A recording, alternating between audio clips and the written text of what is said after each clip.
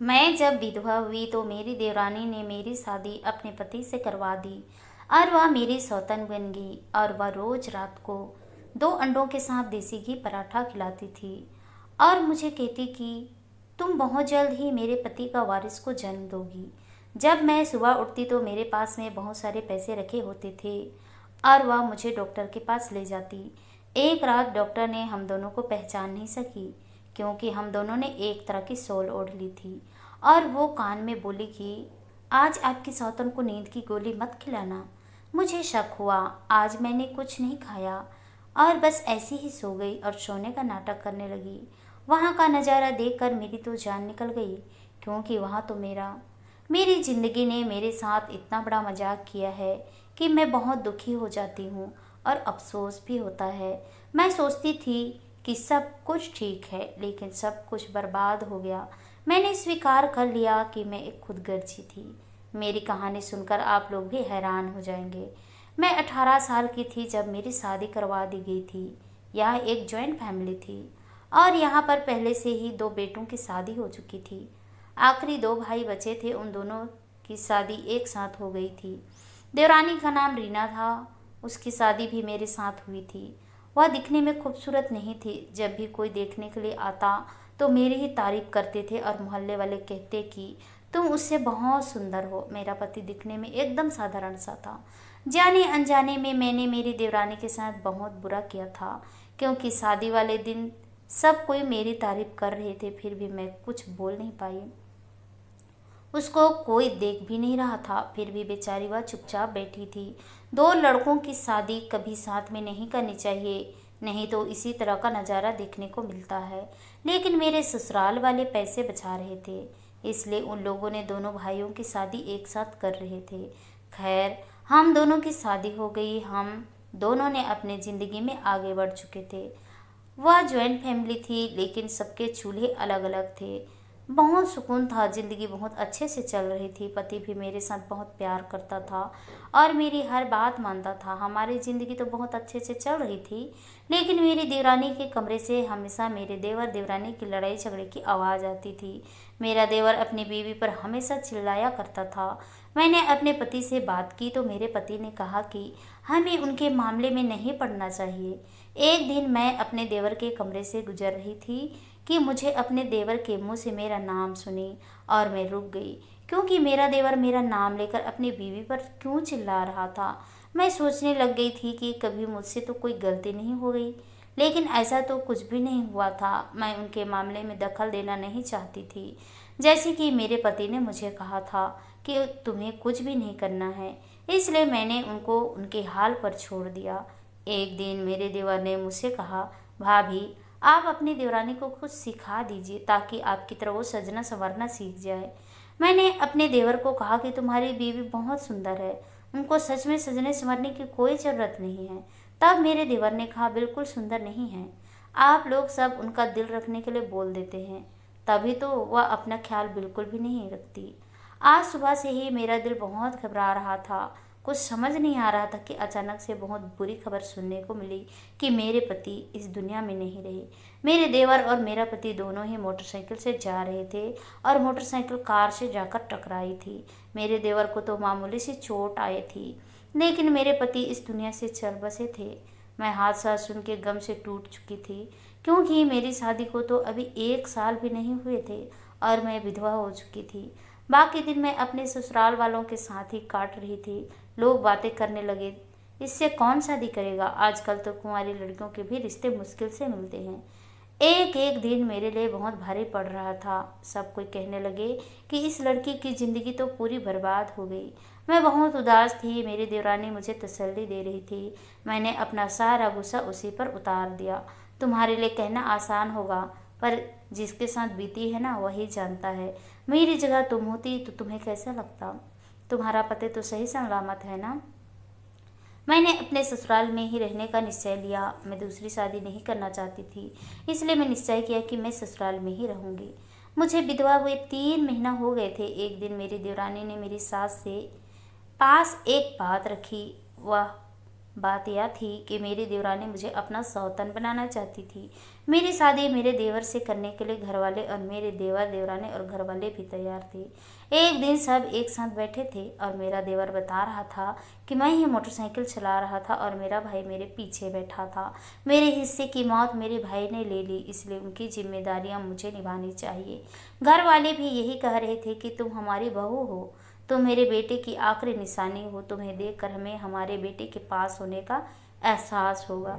इसी घर में रह जाओ तो अच्छा होगा। मेरे घर वालों को भी बुला लिया गया था और मेरे घर वालों का भी कहना यही था, लड़का इस बात के लिए राजी है तो तुम्हें उसके साथ शादी कर लेनी चाहिए।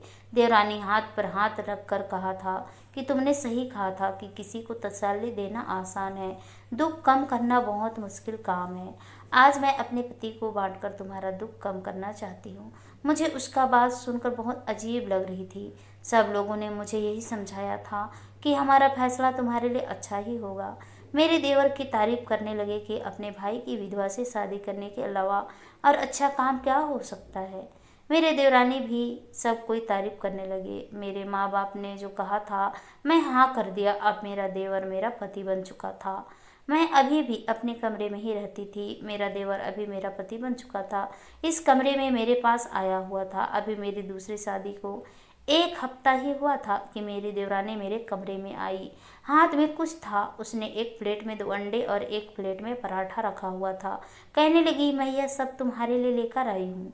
मैंने इसे अपने हाथों से बनाया है या देसी घी से बना है। इस टाइम आप मुझे यह सब क्यों खिला रही हो? वैसे भी मेरी आदत थी कि मैं रात का खाना नहीं खाया करती थी। उसने कहा, अब तुम्हें अपना बहुत ज़्यादा ख्याल रखना होगा। तुम अपना ख्याल रखोगी तो तुम्हारा सेहत अच्छा रहेगा। भगवान तुम्हें बहुत जल्द गोद से भर देगा।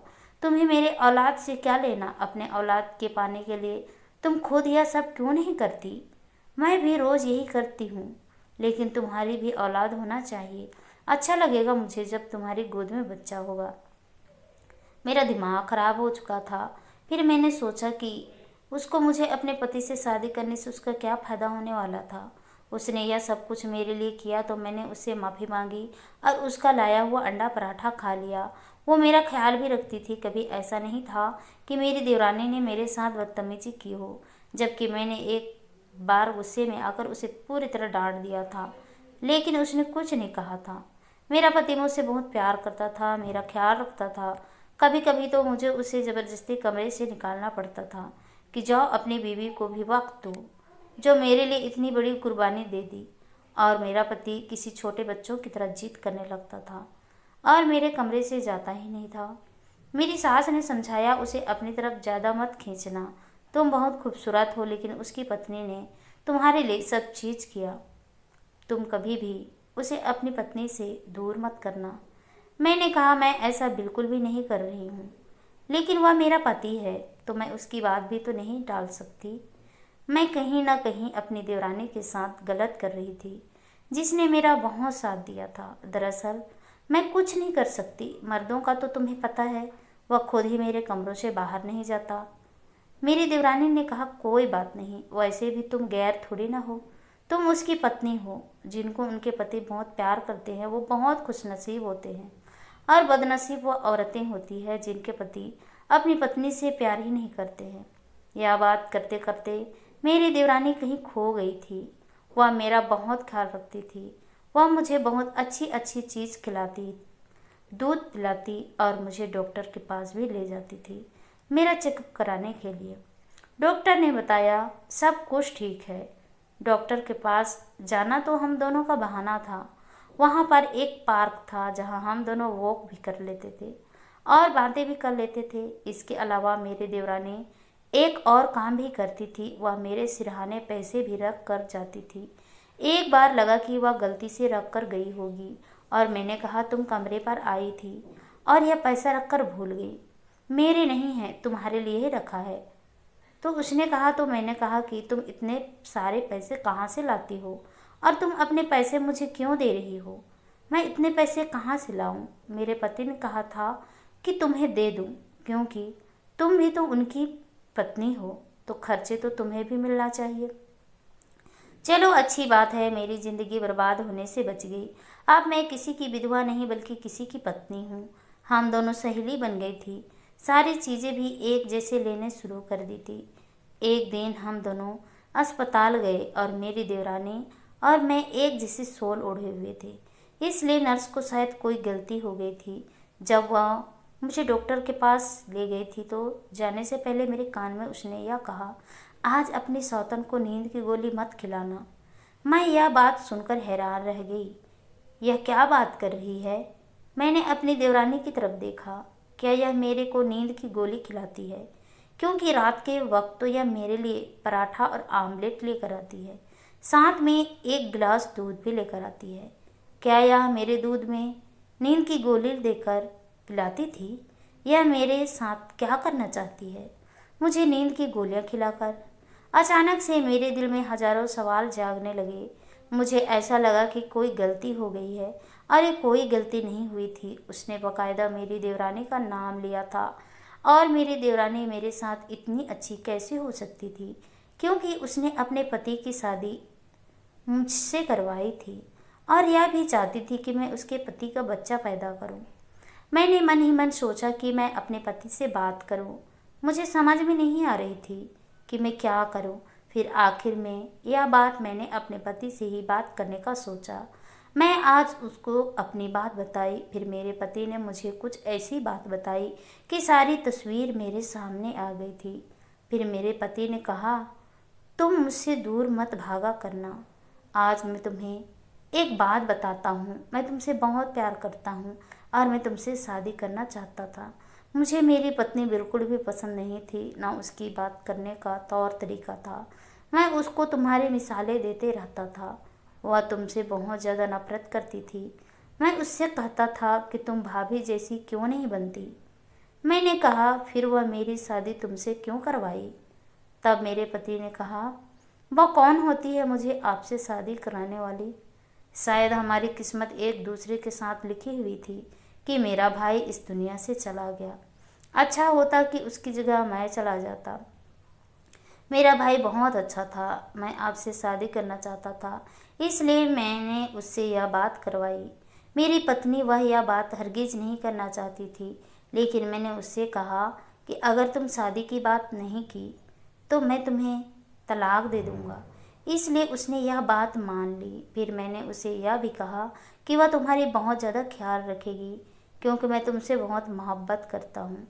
मैं अपनी सारी ज़िंदगी तुम्हारे साथ गुजारना चाहता हूँ। जब मेरे पति ने मुझे यह बात बताई तो मेरे पति को मैंने अपनी सारी बात बता दी। मेरा पति हैरान रह गया। फिर उसने कहा, वो झूठ बोल रही है, मैंने उसे पैसा कभी नहीं दिए। हम एक काम कर सकते हैं। मैंने नकाब पहन लिया और हम उस डॉक्टर के पास चले गए। डॉक्टर मेरे पति को नहीं देखी थी। फिर हमने उस डॉक्टर से झूठ कहा। हमने कहा हमें गलत काम करवाना है। फिर डॉक्टर ने कहा, बिल्कुल, मैं बच्चा ऑपरेशन करवा दूंगी, लेकिन बदले में मुझे इतना पैसा चाहिए। हमने डॉक्टर से कहा कि हमने तुम्हारी बात रिकॉर्डिंग कर ली है कि तुम यहाँ गलत काम कर रही हो। वह भी रिश्वत लेकर। वह थर-थर काँपने लगी। यह बात किसी को मत बताना, मेरा लाइसेंस कैंसिल हो जाएगा। मैं डॉक्टर नहीं रहूँगी। फिर मैंने कहा, मुझे उस औरत के बारे में बताओ जो तुम्हारे पास आती है, जिसका नाम रीना है। फिर डॉक्टर ने कहा, वह तो अपनी सौतन को लेकर आती है। उसने मुझे कहा था कि आप मुझे ऐसी दवा दें कि यह कभी मां नहीं बन पाएगी। हो सके तो ऐसा करना कि उसको धीरे धीरे जहर देकर मार देना। उसकी सच्चाई सुनकर तो मेरे पैरों तले से जमीन निकल गई। मेरा पति यह बात सुनकर एकदम से घबरा गया था और कहा, वह तुम्हारी जान लेना चाहती थी, तुम्हें बांझ बनाना चाहती थी। जरूर वो तुमसे बदला लेना चाहती थी, क्योंकि मैंने उसके सामने तुम्हारी तारीफ क्या करता था। मेरे पति ने सबके सामने यह बात कही थी और डॉक्टर का बयान भी सुना दिया था। इसके बाद डॉक्टर ने माफ़ी मांगी और कसम खाई कि इस तरह से कोई हरकत नहीं करेंगी। मेरे पति ने सौतन से कहा, तुम माफ़ी मांगो। तो मेरी सौतन बोली, आपसे माफ़ी कौन मांग रहा है और तुम्हारे साथ रहना कौन चाहता है? अपनी भाभी पर गलत नज़र रखने वाले घटिया इंसान हो तुम। नहीं रहना है मुझे तुम्हारे साथ। दे दो मुझे तलाक। वह हमेशा के लिए यहाँ से चली गई। मैं उसके बारे में सोचती हूँ तो मैं हैरान रह जाती हूँ। लोगों की शक्ल और हरकतें देखकर आप यह नहीं पहचान कर पाओगे कि उनके मन में क्या है। कभी कभी बहुत मासूम नज़र आने वाले लोग भी बहुत खतरनाक होते हैं, लेकिन मेरे पति ने भी उसके साथ बहुत गलत किया था। आशा करती हूँ दोस्तों आप लोगों को ये कहानी पसंद आई होगी। अगर कहानी पसंद आई तो कहानी को लाइक कीजिए, शेयर कीजिए, कमेंट कीजिए और ऐसी कहानी सुनने के लिए प्लीज़ हमारे चैनल को सब्सक्राइब जरूर कीजिए। तो चलिए दोस्तों, मिलते हैं नेक्स्ट किसी नई कहानी के साथ। तब तक ले बाय बाय, अपना ख्याल रखिए।